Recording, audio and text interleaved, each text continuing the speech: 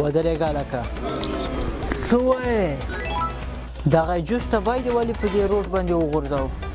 دا روډ تا د پلار ده نه د ما د پلار روډ نه دی ولې تا د پلار ده هو د ما د پلار ده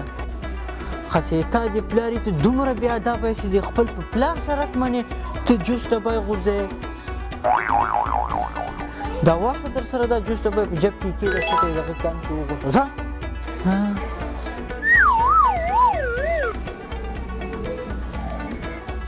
دوستانو دا څوک د سرک په غاړه باندې سرک باندې فوټپات باندې د ګن غورځوي د هغو او د خرو هېڅ فرق نشته خر هم په لاره باندې رواني که هر چېرته یې مردارۍ وکړو که نه